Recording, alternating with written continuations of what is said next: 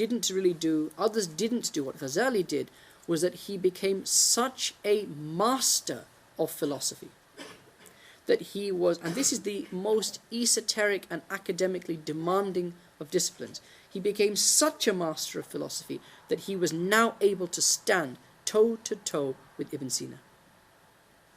He could now, although Ibn Sina, I mean, that would have been a rumble in the jungle. Ibn Sina versus Ghazali would have been a clash, a direct between them, that would have been a clash for the ages. Okay?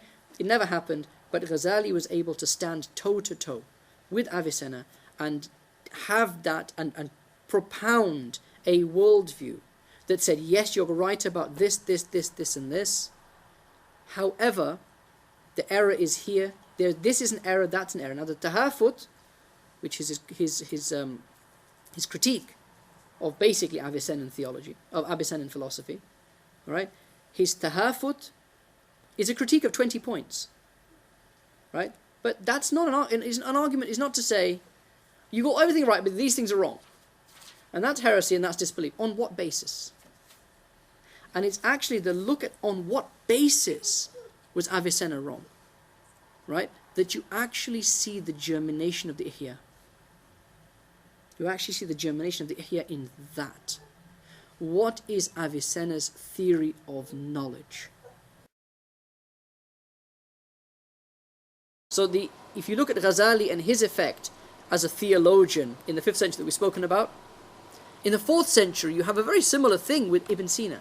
Someone who can take these really abstruse philosophical concepts and put them in a very powerful, very convincing and very influential way. And the way he put it, the way he took Aristotelian theology, Aristotelian philosophy, Neoplatonic philosophy, put them together with Islam and with Muslim beliefs and said, there you go, done. This is a view of reality. Became incredibly popular. And this is something that really concerned Ghazali. It really concerned Ghazali, yeah? There were 3 great Arab philosophers. There was Al-Kindi. He was the first. He was the first to introduce philosophical terms into the studies of theology. But Al-Kindi was a traditional scholar. No one has an issue with Al-Kindi. He was considered one of the ulama. Yeah? Then you have Farabi. And Farabi, we've said, brought in this whole concept of Neoplatonic philosophy. Neoplatonism, effectively, this is really where some of the really problematic notions come from. So example, he says that God, he says this one simple, undifferentiated God, how does a God who exists outside of time act within time? Yeah? And he says no. God has always been possessed of absolute perfection. He has always had these attributes. Okay? And the universe is a necessary emanation of his attributes of perfection. What Shaykh Hakim Murad calls a superabundance of divine perfection. The divine perfection simply overflows and you have a universe. So Farabi asked questions like, if God is merciful and always has been merciful, then how can he be merciful if there is nothing to be merciful to? There must always have been a universe for God to be merciful to the things in that universe. Now you can see already that you kind of go, huh, okay, that's a very interesting argument actually. And this is exactly what happened. You kind of think, oh, wait a minute. But what does the Quran say? The Quran says, خَلَقَ سَبْعَ سَمَاوَاتِ Allah created. Creation means that it was not existent and now it is existent. There is a point in time that Allah did not, it was not simply a necessary consequence of God's perfection, but it was the choosing of God. God chose to create the universe, and he did. He could have chosen to not create the universe, and you find hints of this in, for example, the Aqidah Tahawiyah, where Imam Tahawi spends a lot of time saying things like God was the creator before he was forever the creator before he created anything. He was forever the all-merciful when there was nothing to be merciful to. In pre-eternity he was merciful, even when there was nothing to be merciful to. And it's a direct rebuttal of people like Al-Farabi. Okay? And here you have the introduction of some very problematic thoughts, into Muslim discourse. Okay? Ibn Sina comes along and produces this brilliant, elegant synthesis of Aristotelian and Neoplatonic thought. His greatest work, his equivalent of the Ihya, was the Shifa. It was actually not the Shifa that you all think, right? But Kitabu Shifa. Okay? Which is this long compendium, rambling. No, it's not rambling, that's the wrong word, but it covers kind of everything. The Shifa covers everything. It covers medicine, history, philosophy, astrology, ethics, psychology. It just covers everything. It's like Ibn Sina just kind of going for it. Yeah, and Ibn Sina was a brilliant, brilliant man, unquestionably.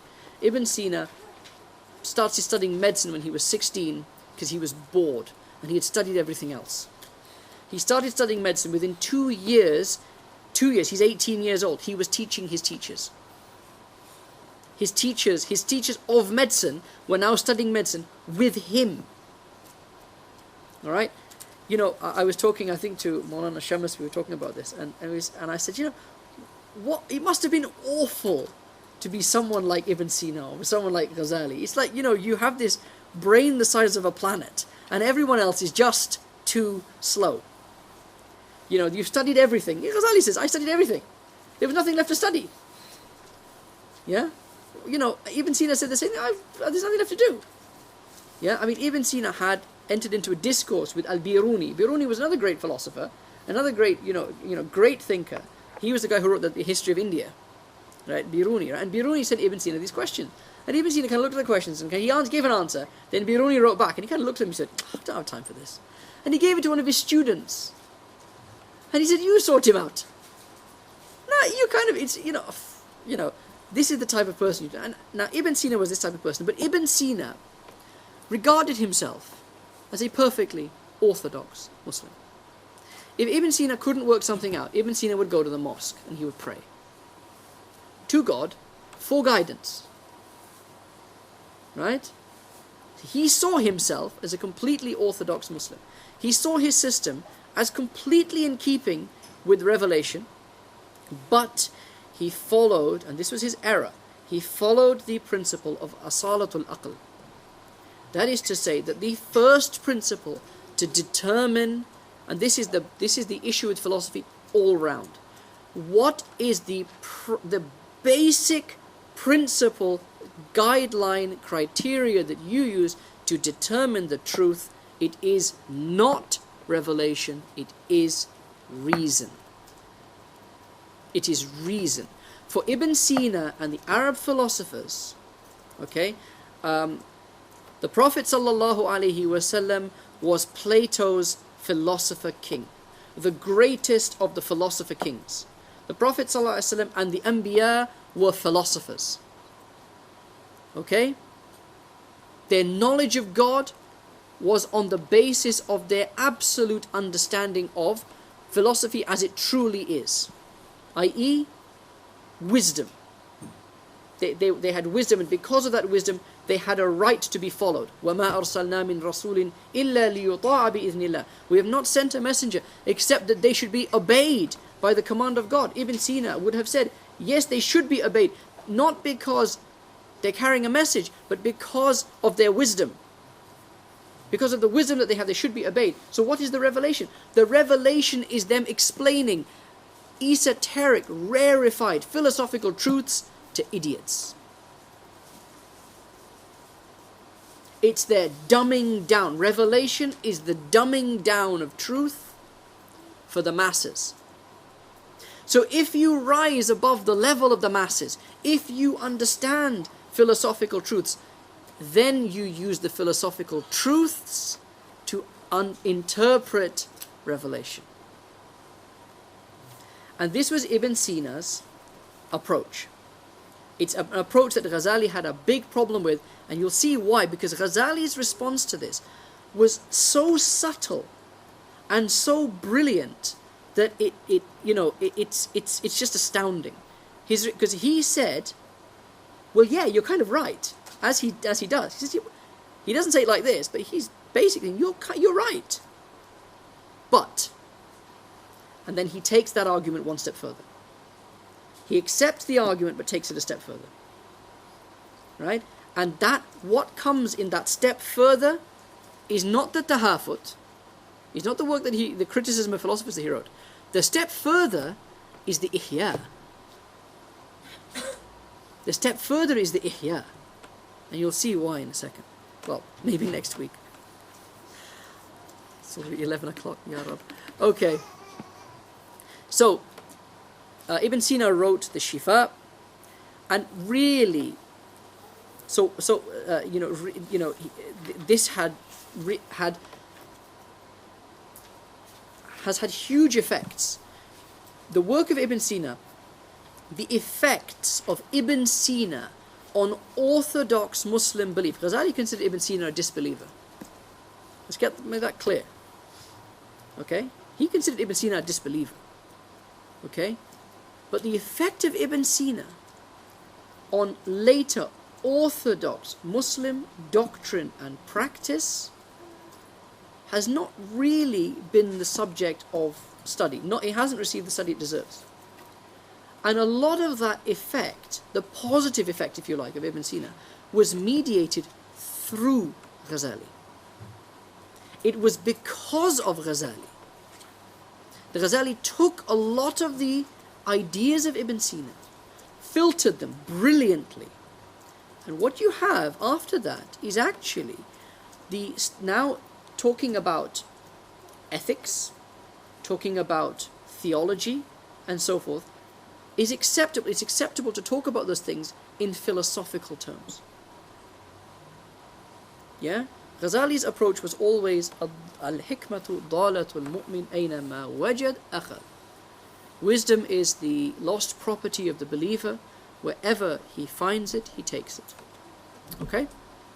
So, we'll explain inshallah as we go through. But one thing is clear, that prior to Ghazali there is evidence of the influence of philosophy in theology. When you study the classical works of theology, you'll come across terms like the Jawhar and the Arad. The Jawhar is the substance and the Arad is its attributes.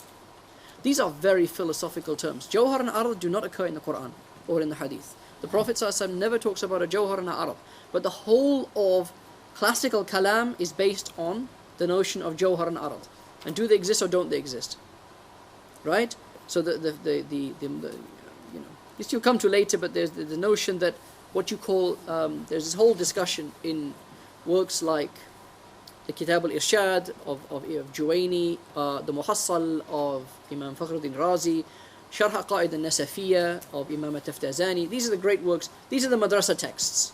These have been madrasa texts from the time of pretty much from Razi onwards. Okay? And you will have a lot of discussion about, for example, the juz la yatajazza. What's a juz la yatajazza? It's an indivisible particle. Right? If you take something and you cut it and you cut it and you cut it and you cut it, you reach a point where you can't cut it anymore. Where it has the minimum dimensions that it's possible to have of space. And you can't cut it any further. And the entire, a lot of the theological discussion is based around this notion. Can you divide something to infinity? Can you take time and divide time into infinite amounts, infinite portions? These are philosophical discussions. You don't find these discussions. These discussions are mentioned elusively in the Quran. Really, really, you have to really kind of do some serious interpreting to get to these notions. But these are the primary preoccupation of the works of theology. Why? Why are the theologians? I remember when I first started studying, my first teacher said, okay, we want to study theology. Normally you study this work called Sharh Aqaid al-Nasafiyya, but you know what? It's all philosophy, it's all a waste of time. Let's do the Aqidah Tahawiyah. Yeah? And he was right in one sense and wrong in another. Right? Why do the works of theology concentrate on these very philosophical notions? Because those were the notions that were current in the time and needed to be understood. And needed to be understood in an orthodox way so that people were not misguided. And that's Ghazali's point. Theology is a refutatory science. It is a science that exists to protect people from deviation and digression off the path of the truth. Okay? So Ghazali, shall we even get into this, I wonder? This is the setting of the scene. Let's just finish this, I think. This is the setting of the scene. Alright? This is the world at the time of Ghazali. Right? In terms of how do you approach ultimate truth. You already have a running battle between orthodox but rational theologians who are following primarily the Ash'ari and the Maturidi approaches. This is rationalism. And do you know what I mean by rationalism? I hope I'm just not going too far or too deep. Do you know what I mean by rationalism?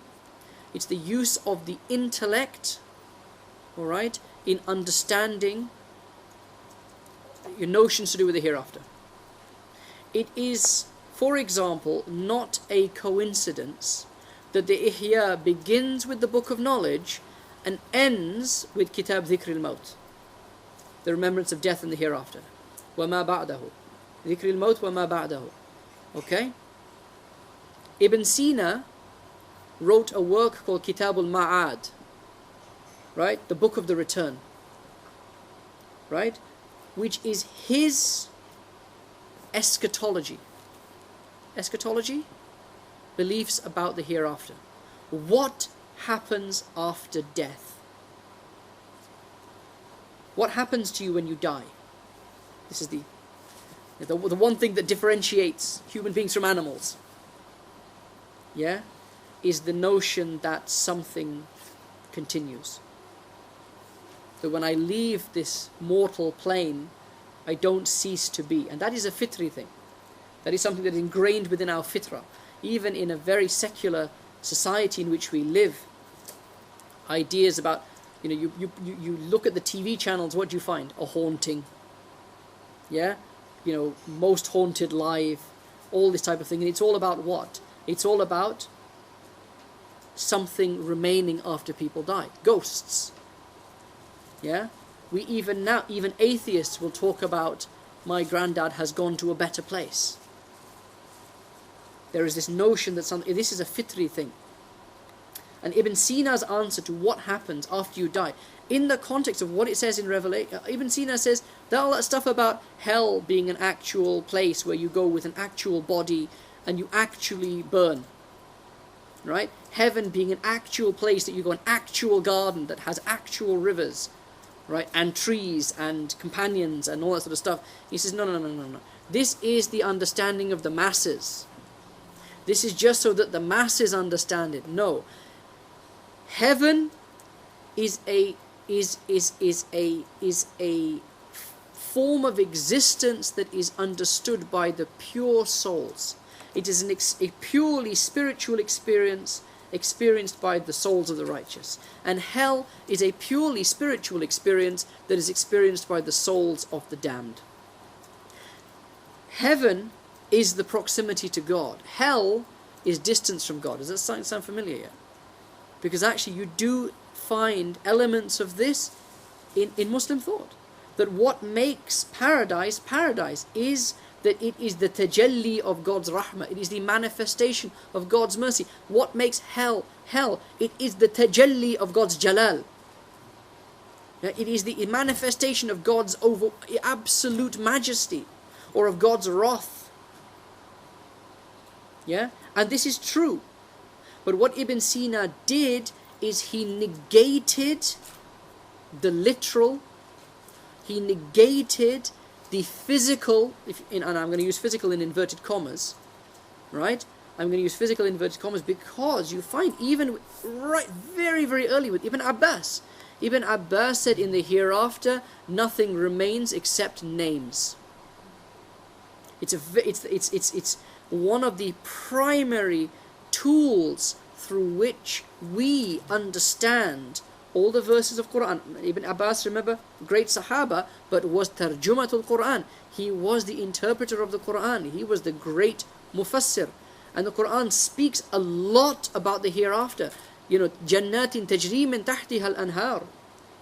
Right? Or fi samumin wa hamimin wa dhillin min yahmum la baridin wa la kareem, about hell.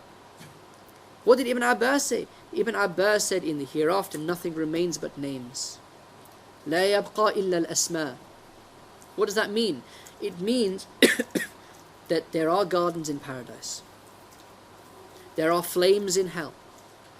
But the nature of the gardens in paradise is something that nothing you have experienced in this world can prepare you for. And the nature of the flames of hell, they are flames, but their nature is that such that nothing that you have experienced in this world can prepare you for it. Because the realities of the hereafter, we simply do not have sufficient experience to experience the hereafter. Last week we spoke about this. I did this funny thing with my hand, and I spoke about 3 dimensions, and I said, what's a 4th dimension, and all that kind of stuff. We simply have no way of experiencing it. We simply do not have the faculties. Ibn Abbas said the same thing. You do not have the faculties to understand the hereafter. But we affirm that the hereafter exists, and that it exists, and this is the differentiator between the philosophical approach and the theological, the orthodox theological approach. What is the differentiator? Ibn Sina said, it means this, it does not mean that.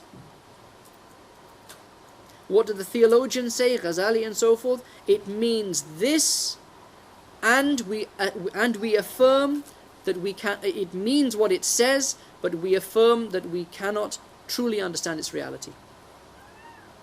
Right? Ghazali said, Allah does not say that this work is guidance for the people with low IQs. Right? Right? Allah does not say, Hudan lis-sufaha.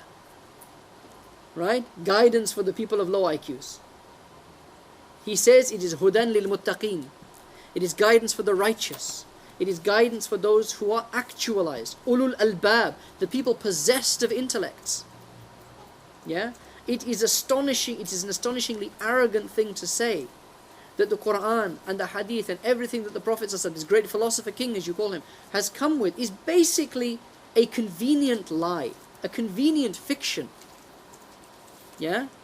That will veil people from the truth unless you are kind of a Harvard graduate, or in his case a Nizamiya graduate. Then it will tell you what the truth actually is. That's very similar actually to what the Batinis say. The Ismaili Shia said the same thing. This verse of Quran does not mean what you think it means. It means something completely different. That famous thing about the Aga Khan. So the Aga Khan was being interviewed by a British, I think Michael Burke or someone like that.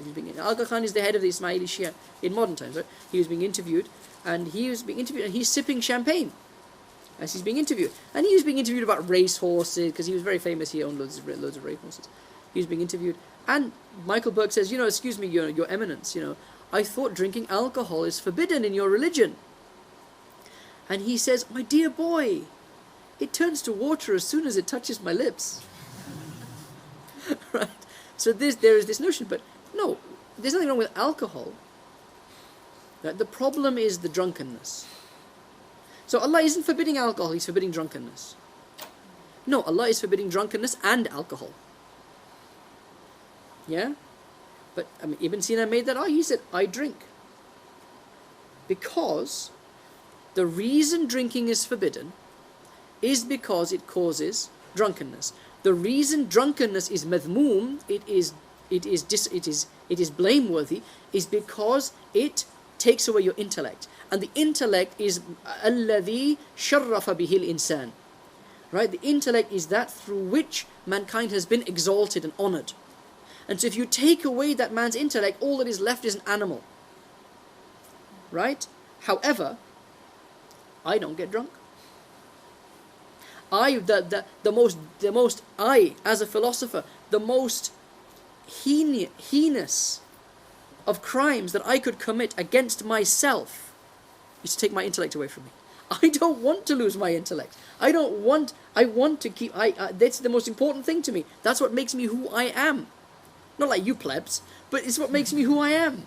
It's my intellect. Do you think I would want this drink to take my intellect away from me? So I will never get drunk. I will never drink enough to get drunk. I drink for medicinal purposes. I drink because he's the doctor, a great doctor, the great physician, right? Of history. There's Galen and there's Ibn Sina, basically. These are the great physicians of history. And he says, it helps my digestion. It has all these positive physical effects. So I can drink. What's the problem? And that type of understanding, it's very similar and probably affected the Ismaili understanding. Yeah? Ibn Sina's parents were Ismaili Shia. Ibn Sina's parents were Ismaili Shia. So the world, the state of play is this. This is what's going on in the world. There is this very eloquent, persuasive, complete worldview. Ibn Sina's worldview explains everything. That's why he was called a Shaykh al-Ra'is. A Shaykh al-Ra'is. This was his title. The Great Shaykh. Ibn Sina explains everything. Had the Avicennan notion of Islam not been counteracted by Ghazali, it is possible, maybe not likely, because other people would have risen to defend it, but it is likely that we would all be Avicennan, and that we would be having this class not on the Ihya of Ghazali, but on the Shifa of Ibn Sina, and talking about Ibn Sina, who was the Mujaddid of the 4th Islamic century. And we'd probably be knocking it back a bit, a toast to Ibn Sina. And the point is, among the elite, and Ghazali, remember, was with the intellectual elites. Okay? He was with the movers and the shakers. He was with them in Nisapur, which is also where Ibn Sina was based. Okay? Ibn Sina died before Ghazali was born. Right? He was with them in Muaskar, where Nizam al-Mulk was. He was with them in Baghdad. Okay? He knew the conversations that were occurring. He knew who was winning the arguments. He knew who was influencing, and it was the philosophers. The philosophical movement was gaining strength and power, largely because Ibn Sina had fair dues, had synthesized this worldview. Even Ibn Sina was the equivalent of St. Thomas Aquinas in Christianity.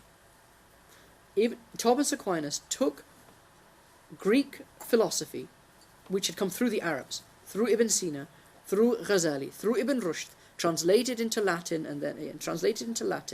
right? He had taken that. He had taken the Christian belief, the Christianity of the Old and the New Testaments, and he had fused them together. And everything pretty much that has happened in Christianity from the time of Thomas Aquinas afterwards has been reliant on Thomas Aquinas' his fusion of philosophy and theology. And Ibn Sina did a very similar thing. The difference was that the Christian world did not have a Ghazali that came afterwards. Yes, sorry. I was going to say that Aquinas was always, he was combining Orthodox Christian belief with Hellenism, whereas Ibn Sina was always seen, albeit interesting and novel, etc., but always resisted. Agreed. Ibn Sina was always resisted. And yes, this is certainly, I don't want to give the impression, which I probably have done, that if it wasn't for, Ghazali he came in and he saved the day. Okay? No, Ghazali, there was always resistance to the Avicennan notion. Juwayni resisted it, and resisted it strongly. Others did so as well. Okay? There would have absolutely been resistance to it. It wouldn't have been as simple as that. But when you say that Thomas Aquinas took Orthodox Christian belief and combined it with Hellenism, no. Thomas Aquinas defined Orthodox Christianity after him. He took a view of Christianity that was, as orthodox as Ibn Sina's notion of Islam, in the sense that he didn't say, the scriptures are all rubbish, chuck the Old Testament away, chuck the New Testament away, let's do this Greek stuff instead. He said, no, okay, we take that. Ibn Sina said the same thing. He said, however, the way you interpret it is with this, and he was fiercely resisted in his own time Thomas Aquinas was fiercely resisted in his own time. He was pronounced a heretic and so forth, but he came out on top. And slowly it spread. That idea spread, and it spread because it was... Why do ideas spread? They spread for several reasons, but the two main reasons are they spread by force, right? By fiat. Fiat means by decree from above, right? Christianity spread through the Roman Empire. Why? Because Constantine, the Roman emperor, converts to Islam and says, you will all be Christian or else. Christianity spreads. The Trinity spread through the early Roman Empire. Why? Because they had this big debate, big discussion. They couldn't resolve, was Jesus divine? Was he human? How do you understand? Etc., etc. Couldn't resolve it. Constantine said, we're all going to be Trinitarian Christians. The Trinity is going to be the doctrine of the Roman Empire. And it spread. That's fiat. The other reason ideas spread is because they have a strong explanatory power. Okay? They have a strong explanatory power. The reason, for example, that certain scientific things... Evolution is a great example of this. Why has evolution... There were other theories. Lamarck had is it Lamarck? Yeah, Lamarck had a theory about, which is similar to the theory of evolution. Right? Others had theories as well. Why did Darwin's view spread? Because it had a strong explanatory power. People read it and thought, that makes sense. Now, I couldn't tie together A and C, but he's given me B. I can have A, B, C. That makes perfect sense. Ibn Sina's worldview made sense to people. If you take his givens as given, and this was the brilliance of Ghazali, that he looked at his givens. He looked at the givens. What's a given? Given that there is such a thing as gravity, if I drop something it will fall. I don't need to say, given that there is gravity. All I need to say is if I drop something it will fall. It's given that you understand that that's because of gravity. Okay? So givens are unspoken assumptions, or often unspoken assumptions, that underpin arguments. They're the foundations of the argument. You break an argument right down to its foundations. Those givens are the point at which you can go no further down. You simply have to accept this as fact. This is exactly what Ghazali's entire life was about. What are the givens? And how do you determine the givens? Yeah? So this is the Avicennan pandemic. This is the state of play in the time of Ghazali. And what Ghazali did, which Juwayni actually didn't really do, others didn't do, what Ghazali did was that he became such a master of philosophy that he was, and this is the most esoteric and academically demanding of disciplines, he became such a master of philosophy that he was now able to stand toe to toe with Ibn Sina. He could now, although Ibn Sina, that would have been a rumble in the jungle. Ibn Sina versus Ghazali would have been a clash, a direct between them. That would have been a clash for the ages. Okay? It never happened, but Ghazali was able to stand toe to toe with Avicenna and have that and propound a worldview that said, yes, you're right about this, and this. However, the error is here. This is an error, that's an error. Now the tahafut, which is his critique of basically Avicennan theology, of Avicennan philosophy, all right?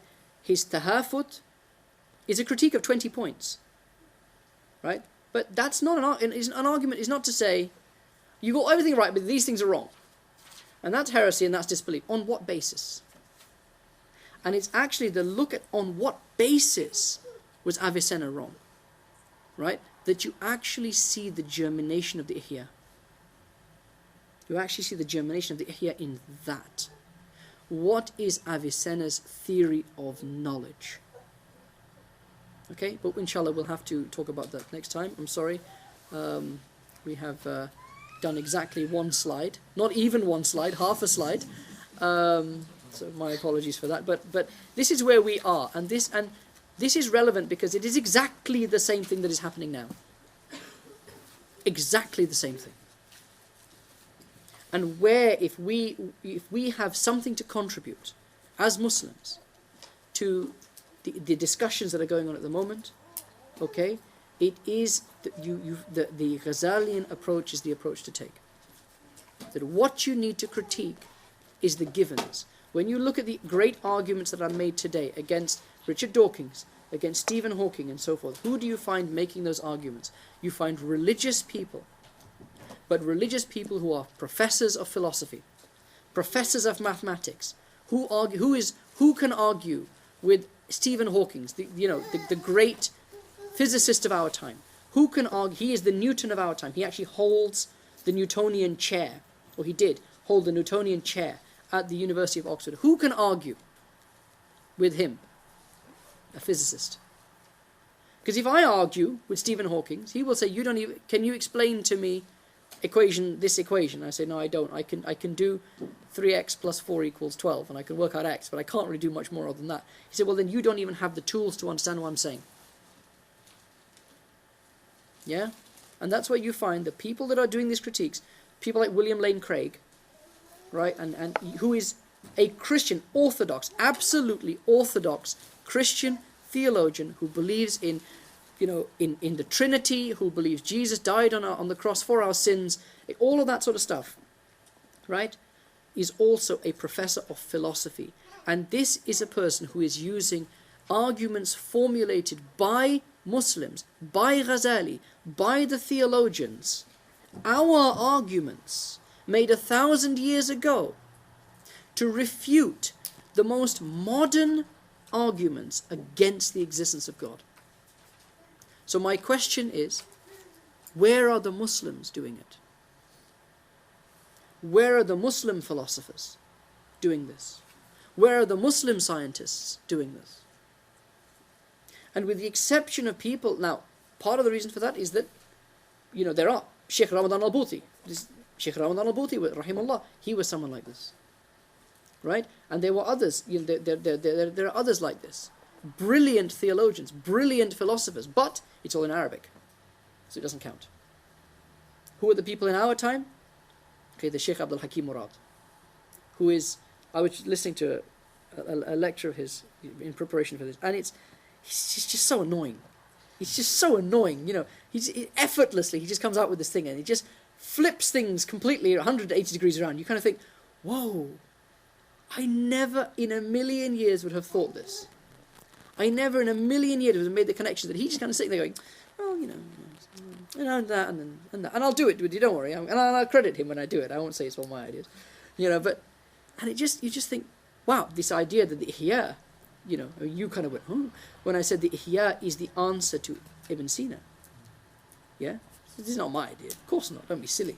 This is Shaykh Abdul Hakim Murad. But when he comes out and he says it. And it's a brilliant notion. It's people like that who have the capacity and the tools, the chops to be able to do this. But name others. May Allah make it easy for us. May Allah make us of those people if He wishes, but make us the students of those people, and those and that we take the truth from where we find the truth. Allahumma arina al-haqqa haqqa warzuqna ittiba'. Oh Allah, let us see. This is the great dua. If this dua summarizes Ghazali's life. Allahumma arina al-haqqa haqqa warzuqna ittiba'. Oh Allah, let us see the truth as true and follow it and hold fast to it. Wa arina al-batila batila warzuqna ijtinaba. Let us see falsehood as falsehood and stay away from it. Sallallahu ala Sayyidina Muhammadin wa ala alihi wa sahbihi ajma'in. Bi rahmatika ya arhamar rahimin.